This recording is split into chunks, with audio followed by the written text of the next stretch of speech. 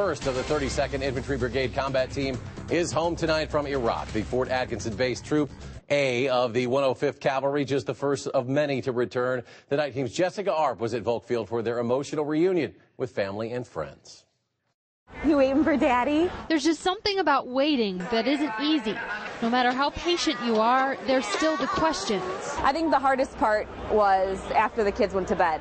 You know, that time when you're supposed to interact with your spouse and tell them about your day and vent and just, you know, shut down and get ready for the next day. That was the hardest time. We weren't sure how he was or what he was doing, and he always said he was okay, but yeah, you don't know that, and that's the worst part. Anxiety, I mean, sleep hasn't really been a big thing that's been going on very much the last 2 nights, just because, you know, there's so much. You're so excited to see him again for the first time.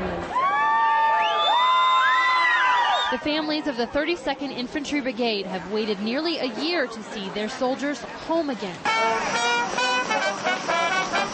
But maybe that's why it makes this time, the final minutes before the waiting is over, so amazing.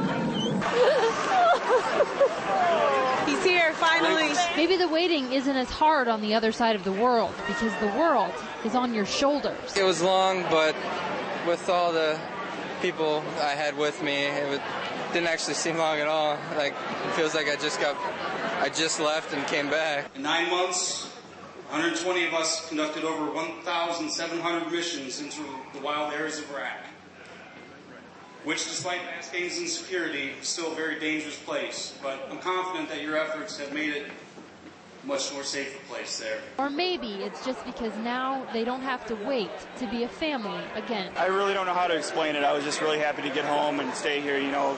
There are a lot more 32nd Brigade members yet to come home, 3,000 of them to be exact. They will be on their way home in multiple waves throughout the month and will, of course, be met with the same happy homecomings. At Volk Field, Jessica Arp, WISC News 3.